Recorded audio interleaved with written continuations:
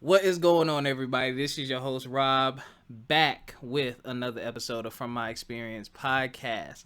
I have a very special guest with me, another fellow Claflinite.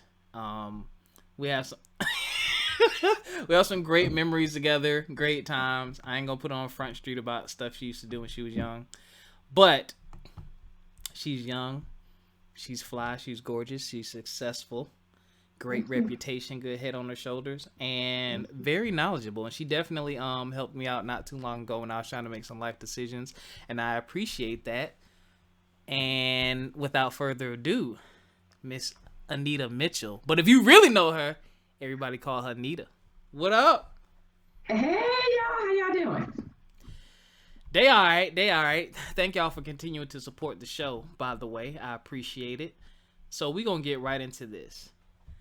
Nida, let's talk about travel is the new black. What inspired you to start a travel blog? Okay, well, traveling is something I really enjoy, and for some odd reason, there's a misconception of blacks don't do that. Blacks don't go there. Why are you going there? And then I think maybe like in the past year and a half, there's been like an influx of African Americans traveling, not just domestic, but abroad. Why did I start the travel blog? I wanted to share my travels, my tips, and how I feel about certain things when it comes to travel. Okay. Well, I'm glad you did that because, people will listen to a black woman before they listen to a black man. Now, you are in the DMV area. You left the low country. You left all this good seafood, all this sweet tea, and all the hospitality to head up to the DMV. Why'd you go to the DMV after school? So, okay, little backstory. So I went to Claflin fall of 2006, and my mother and my stepdad relocated to the DMV around that same time frame. But I like Claflin being a small campus, and I thought about it, well, I can maybe transfer to Howard, or I can maybe transfer maybe to Hampton. And I was like, well, those are very big schools, and I didn't want to lose any credits by transferring. So after I graduated Claflin, I just moved up with my mom, and then I applied for jobs, and then I got hired that October of 2010, and I've been here ever since. Okay, so family and work, typical. Family and work, yeah. Great decision. I ain't mad at you at all. As we talked not too long ago about me relocating and making some life changes. So for sure. Now, us common folk who ain't got it like that, we got to live vicariously through people like you who be living their best life. So, let's talk about some of these trips. Where have you been? Tell the people some of the places that you've been to. All right. Jamaica recently for my 30th. Yeah, I'm putting it out there. I'm 30, y'all. I'm 30. Welcome to the Dirty 30 Club. Thank you. I went to Jamaica recently. I've been to Cozumel, San Bernardino, California, Winter Park, Colorado. I've been to Arizona. I've been to New York, of course. London, England. Paris, France. In 2 weeks, I go to Chicago. And in October, I go to Italy. Well, damn. All right, let me be a little nosy. Are you making these trips alone, or are you going with people? Okay, no problem sharing that. So Chicago is for my boyfriend. Hey. His birthday's on 21st of September, and we've never been to Chicago, so we chose Chicago. For Italy, I'm going with a very, very, very dear friend of mine. Her name is Shan. Me and Shan go back to freshman year of high school. Wow. She's former military, so she's traveled the world as well. And we both haven't been to Italy, so we was just like, why not do it? In addition, Delta has some real good flights. I think we got our flights for like less than $500 round trip. Wow. Does Delta give Deltas discounts? I wish they did. Lord have mercy, I wish they did. I used to think y'all Sheesh. own that airline. Don't tell nobody. Goodness gracious. I wish they did. What's your so of all the places you've been, which one's been your favorite? Or what was your favorite experience? Ooh, man. Or top 3? Top three. Top three. So I would have to say domestic. It had to be Winter Park, Colorado. We went into the mountains. So we flew into Denver and then we drove like an hour and a half up into the mountains of Colorado. Okay. You have not seen the mountains until you've seen it from a snowmobile. Yes, we snowmobiled Black up and people down don't the do that. mountain. See, exactly. But listen, you should.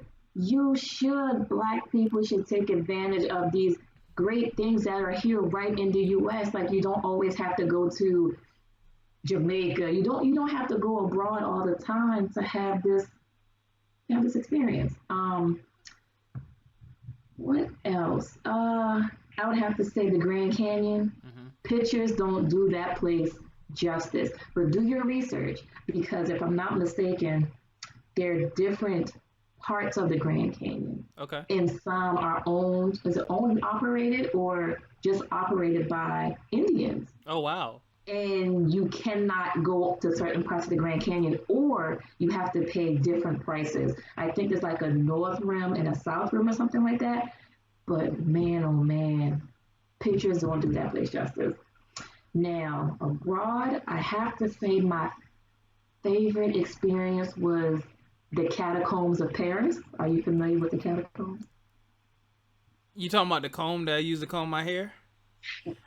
I'm, Yeah. Yeah. Okay. I'm messing So, with you. I know yeah. what a Oh catacomb my is, God. but tell the people who might Okay. not know, including me. The, the catacombs, okay, so I think, if I'm not mistaken, Paris had some type of, they had some type of issue with where they were going to put a lot of the bodies Oh no. in Paris. Oh, do I say London or Paris? Yeah, in Paris. So what they did was they made like underground crypts. And they're like bones and skulls everywhere, and there's miles and miles and miles of them. It's been said that royalty would have these like invitation-only parties in the catacombs, That's like in the. disgusting. I know, and 200-300 years ago, I don't know what that would have looked like, but I thought it was pretty dope. That is interesting and disgusting. But you're a better person for it because you grow so much as a person when you leave the United States. I mean, when you leave your state and you go to the West Coast or the Midwest, you know what I'm saying, or further up north, you learn so Right. much and you Yeah. hear the different dialects, you try the different food. What's some of the stuff you've eaten that people need to try when they go to some of these places? And I need to talk to you about Jamaica. I'm going to Jamaica in November. Okay. Let's see. Let's see. In Colorado, I highly recommend trying like the bison. Try the different type of meats that you may not have wanted to try elsewhere or may not have been available to you elsewhere. Let's see. In Paris, the pastries. I think Paris and London, very, very, very good pastries. I mean, they may be a little pricey because the US dollar weighs less than the euro, Uh-huh. but if you can do it, just try a pastry. I promise you, it's like the freshest thing ever. It's really good. What about Italy?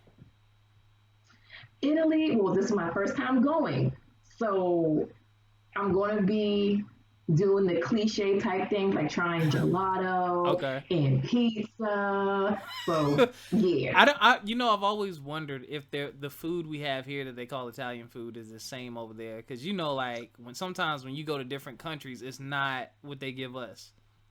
Well, I think it's the same thing in the US. Like, for example, me being from the deep south, I have a certain taste for rice. I have a certain taste for collard greens, like the southern comfort Yeah. food, in addition to seafood and sweet tea. Then when I come up north, even though Maryland is below the Mason-Dixon line, the line that separates the north and the south, Mhm. Sweet tea is hard to come by. Yeah. When you go to restaurants, you're like, oh, I have a sweet tea. They go, oh, we don't have that. And I'm like, well, what you mean you don't have sweet tea? Oh, you have to sweeten it yourself. Yep. And I'm like, so I'm sitting there tearing the packets off and doing all this stuff. It takes like 10 packets of sugar Yes. to sweeten my tea. Or trying a soul food restaurant. So I like my fish prepared a certain way. I like my rice a certain way. I like my gravy a certain way. When I go to certain places with a Southern or Carolina or Georgian name, I'm very skeptical. Yep. And I'm pretty sure people that come to the U.S., maybe from Italy or Greece, if they try these restaurants with Italian this or Rome that, they may be like, this isn't what we serve back home. Right. So I think it's a two-way street. True. I definitely agree. Now, before we move on to the next topic, what advice do you have for new travelers, whether they're a couple or a single person? What advice do you have for them? Or recommendation? 3 recommendations. So I wrote an article for this gentleman. It's called Everybody Can't Go. So it's not on my blog, but it's on his blog. I think his blog is called Black and Well Traveled. So in that blog post that I made for him, and it got his page like over 22,000 hits, like I guess I stepped on some people's toes, but the gist of the blog was saying that it's okay to leave people if they're not prepared to travel. 100%. For example, you save all this money, you spread the word, you give your friends all this information, and then when it's kind of like time to put up the money or it's almost time to go, you shouldn't have to chase people for an answer or saying, hey, are you going or not? Or you guys go on the trip and you can't really enjoy it because the person that you brought with you wasn't prepared. Mm-hmm. They weren't prepared for the high prices, or they weren't prepared for maybe the way the country operates. So my first advice would be, it's okay to leave people. They can join you on the next trip. It's okay. Hey. All right? It's okay. I agree. It's totally okay. Now, my second advice would be to save. In addition, if you're really good with your money, consider a really good travel credit card. I say this because there are so many hidden perks in these credit cards. Like if you're going to go somewhere and rent a car, you may have built-in car insurance on that card. Oh, wow. Okay. You may have travel insurance on that card. Let's say, coming from Charleston where we get a lot of storms and things of that nature, let's say your flight or something gets canceled. Some cars give up to like maybe $1,000 in trip something or trip interruption insurance. Oh, wow. So that, and third, do your research. You can't go to certain countries acting all kind of way. Yep. I don't care where you're from or your race. You have to be very mindful. I read somewhere, I can't remember if it was Mexico or Jamaica. Mm-hmm. They said they don't want you to wear camouflage because I think it's some type of symbol of maybe you might want to cause trouble, something crazy like that. But you really, really want to do research when you're going to these places, or maybe even domestic. The way they may do things out west may not be the way they do things over here. Right. In addition, when Southerners come up north, they don't know there's not sweet tea flowing in abundance. Definitely they not. Know that. Okay, or the hospitality. People always wonder why people from the north relocate to the south for retirement. It's because it's slow, they do their research, and there's, Southern hospitality here. No one retires in the north. Why? Because there's no hospitality and everything costs more. So just do your research. Those are my top 3 recommendations. Shout out to the north. We love y'all. All right, there's your recommendations. Y'all save your money, go travel, And I like your really like your first bit of advice. Sometimes you gotta leave people. I live my life like that. Like, look, if you ain't You prepared, do. peace out. You do. All right, so we actually had an episode about this a while back. Okay. And it's very interesting. So Nida says that she heard on the radio, men say that approaching women. Wait, hold on. I'm sorry. Oh, men preferred online dating than the old-fashioned walk up to a girl and be like, hey. Many of the men say that approaching a woman is so much more easier online versus in person for rejection purposes. However, of course, there is a flip side because of a possible catfishing.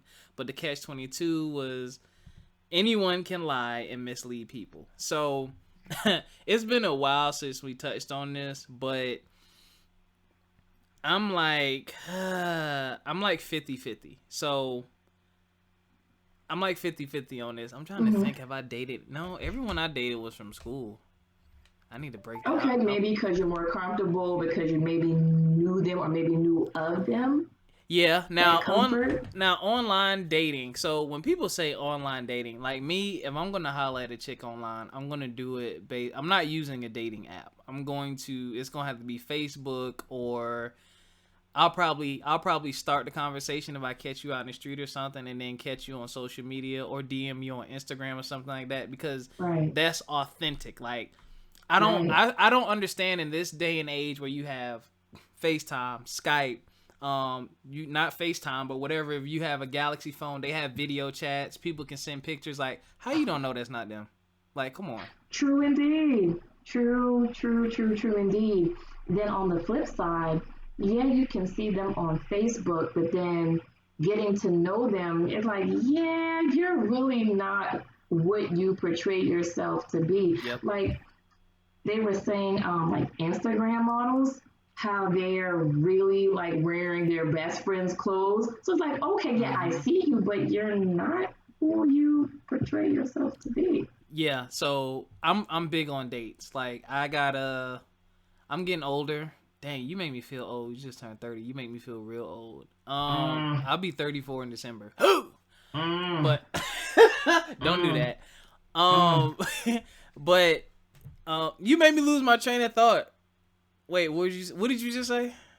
I said, you said don't do that. Your comment, not.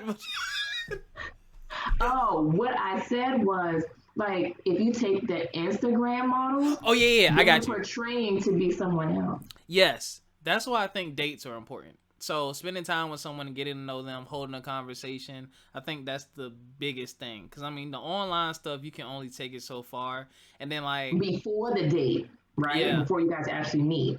Yeah, so like the online stuff would be like, hey, I think you're cute. Like, what are you into? Hey, you want to catch a movie? Like, I get straight to it. Like, we might exchange 4, 5, maybe 6 messages before I'm like, yo, when we going out? Like, let me take you out. Like, I'm that dude. Like, I'm old fashioned like that. I pay for the first date and all that. Now, stuff. what about the rejection side? Like, for example, I think that the example I want to use is what I heard on the radio show that day. I think it was the Michael Basin show. Or Frank Ski show, one of those shows. And he was saying how with online dating, you can just send a message and be like, hey, you're really easy on the eyes. How was your day? And then you had the flip side of maybe approaching a woman in the club or out in public or something like that. So I remember in college. Who was it? I'm not saying. I want to know. Not saying. So I remember in college, me and a group of friends, we out there, we're having fun. And it wasn't my group of friends. I was kind of being nosy at the other side of girls on the other side of the club.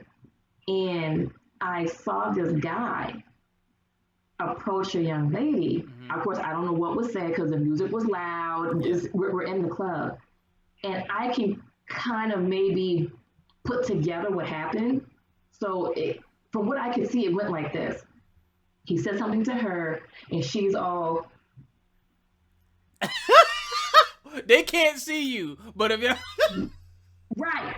Okay? No, they're... Okay, so from what I can see, it could have went like, oh my God, did you really step to me? Like, no, I'm not even that type of girl. And I could kind of tell by the way he walked off. He was like, well, damn, good grief. Yeah. You know? And so I understand, being, I'm serious. You know?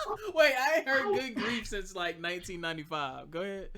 I'm serious. Okay. So I can see how a guy wouldn't want to keep going through that, especially if the women that they're approaching are immature or they're trying to do something for attention. Now, but then there's another side to it.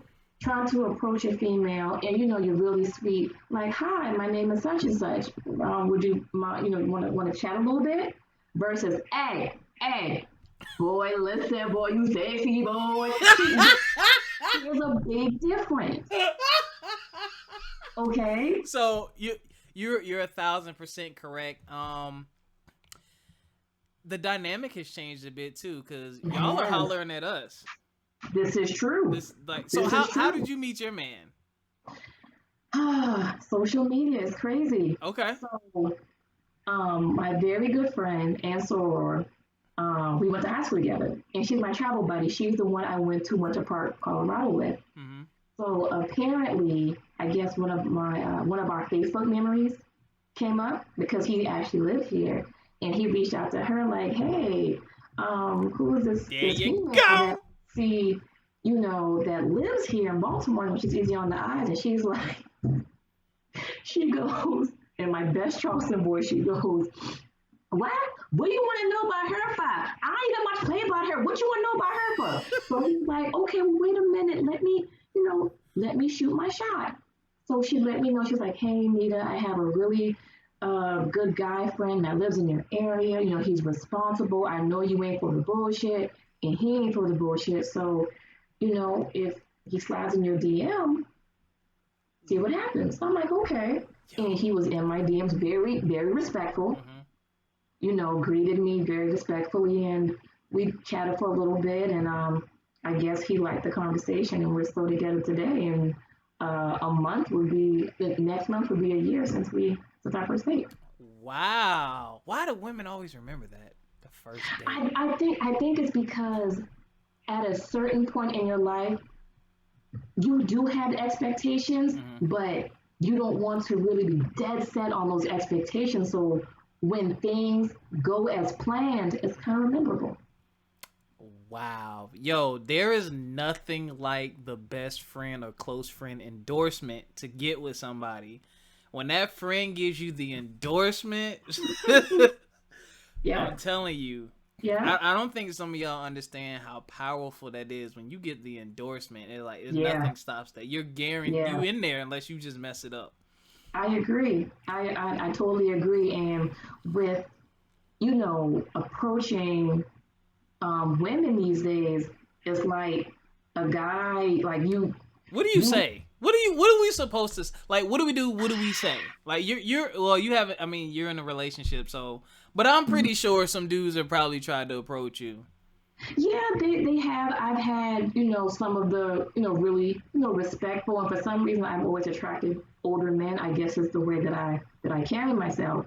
So a lot of the older men that have approached me like, "Hi, my name is so and so. I was wondering if I could maybe have your number." It's kind of, something like that. I have had some of the younger guys try to, shoot their shot, and I'm just like, I can tell by his delivery that he's just not there yet. Mm-hmm. And I usually respectfully, tell him like, "Oh, hey, I'm not interested." So they usually come back with that, "Oh, so I can't be your friend?" And I'm like, no, I have a lot of friends at this point. We don't need any more. And it could go so many different ways. It could be like, "Boy, bye, Peter." But I'm not that. I'm not that type of person. You're not hurting feelings. It's all about your delivery and how you handle the situation. So. I agree. Yeah, I think it's funny, man. This dating is just so different now. It's digital, man. It's very digital. Like it's creepy too, because you can see You can see someone out in public a couple times, and you can find them on social media just by where they hang out at, and Yeah. you get a first name and that's it. Yeah. And then you slide, and it's like, dang, you just saw this person. Why you ain't talk to him? But I mean, Right. it can be intimidating, especially when y'all in the group. And that's another thing. I had this talk in the barber shop a while back. Was when I had my shortcut, and they were like, after a while, we I don't want to say they're tired of chasing us, but it's like, what do you guys want us to do? What do you guys want us to say? And that was a real good question. Yeah. Some women are like, oh no, don't come to me via online dating. I wouldn't want to date online. I want you to step to me like a man. But then when they do, and then you shoot them down so horribly, it's kind of like, well, damn, what's my breath stink? Like, was it something I said? Cause you get like, that's the thing. When you holler at a chick in person and she turns you down, you'll never know why. Online is easier because I don't know you. I'm not in front of you. You know what I'm saying? I can send you a message. Either you respond or you don't. And then I'm on to the next one. But in person, it's like we in the store or something or in the mall. And I try to holler at you. Then it's like, I'm feeling this embarrassment. Like I'm sitting in the moment because you're right there. It's so much worse. And I've never been through that. Because I don't holler. It's weird. The way I meet women is just, I don't know. I don't like that though, but I still think that is probably the best way though. In person, I'm right here. You see that I'm real. You know what I'm saying? And I know that I'm attracted to you because I can see you for real. Right. So I don't know, man, but it can definitely be intimidating. Agreed. Mm-hmm. All right, so you a year strong. That is good, and I think at our age now, I'm trying to drag you into the 30s. At our age now, I think a year means much more than it did when we were younger, like in our 20s. Yes, this is just it does. My old brain talking because you've matured.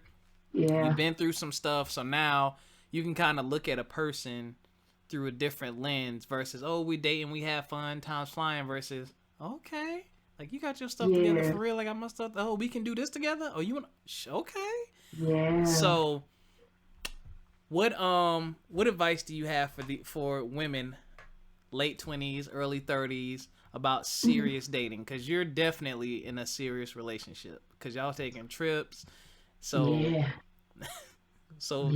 get I am too. We'll talk about that off camera.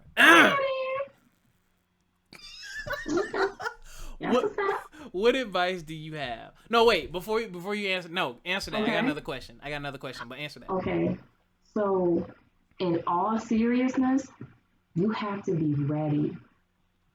You have to be ready, especially deep down within. Like, you have to know yourself, what you will accept, what you won't accept, what you've accepted in the past and why you accepted it, and what you won't accept or what you didn't accept in the past and why you didn't accept it. Because that will help you filter out going forward. If you're going to accept the bare minimum, then you probably won't be able to handle a guy that's going to give you way more than that. It's probably going to be too much for you. Oh my God. You have to. That's you me. Have, oh my God. You have to be ready. Uh-huh. You really have to be ready. 2, you have to be honest. You got to be honest. Things that your facial you don't like. Yeah. You have to speak up, and you also have to compromise.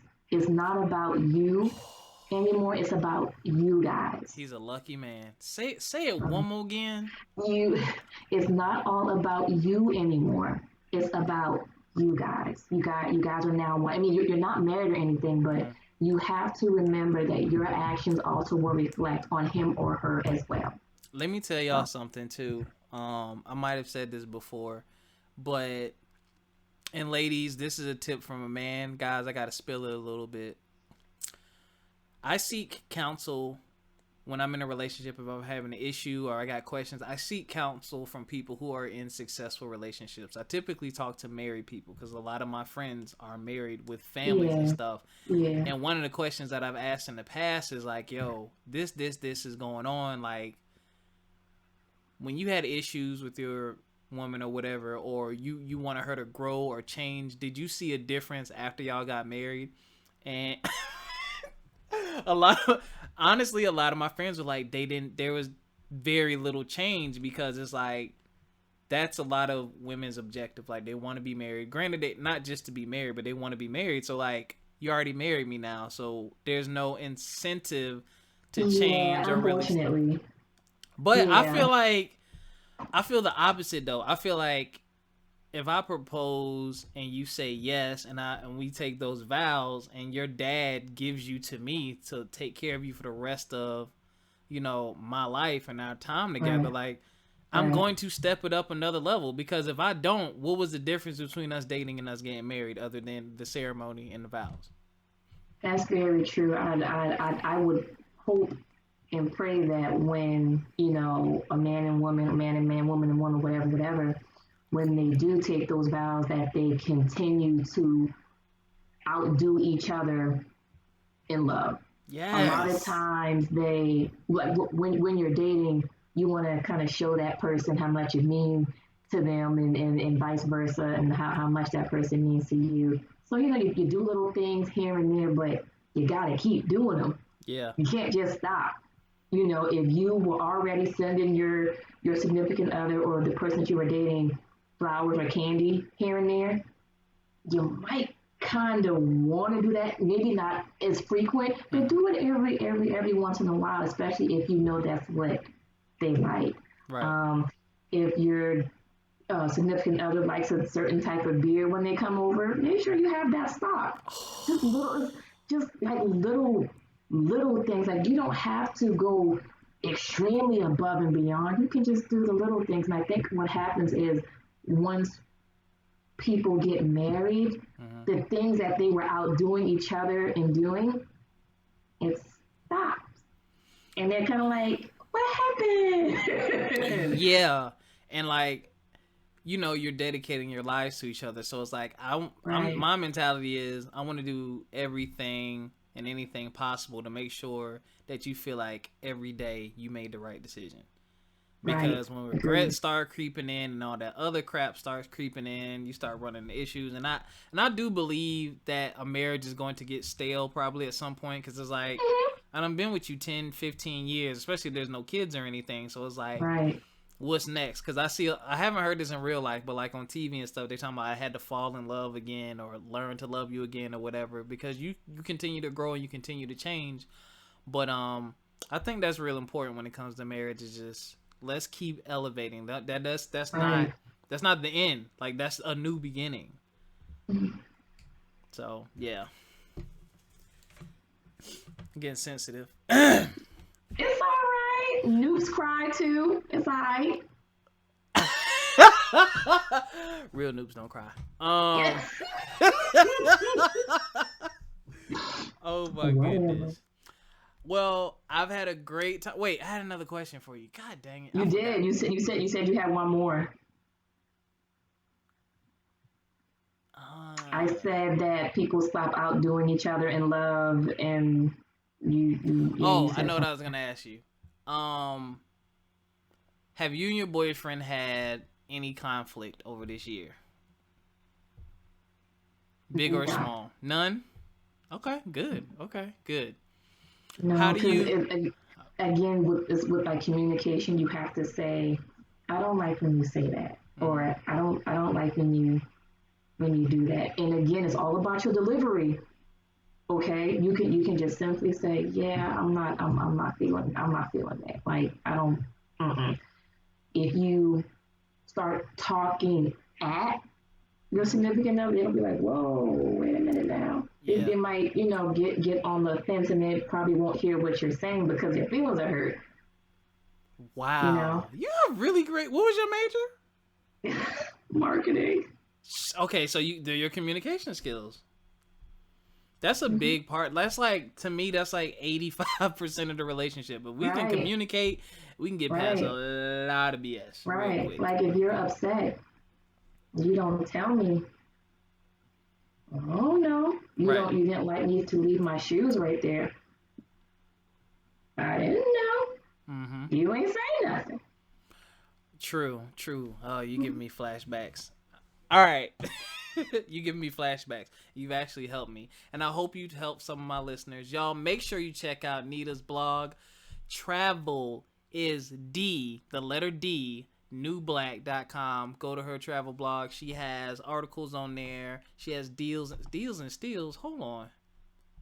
Those are old. Those are probably yeah. Those are probably way All right, old. so You gotta continue to check the site. all right, so she needs to update her website just like I need to update my recording skills because we definitely were on here for like 15 minutes before we got started. So we Yeah. both got to do better. But thank you again for You're joining me. Thank you welcome. for your time and your kind words and your You're advice. welcome. And we will catch y'all next time. Don't forget, From My Experience Podcast, join the Facebook group. We're on YouTube, SoundCloud, Google Play, iTunes, a ton of different places. And we are on Instagram, FME_podcast. Make sure to check that out. Also, if you want to be a guest or you have a question or you just want to holler at us, From My Experience Podcast at gmail.com. We will catch y'all next time. Peace. Peace.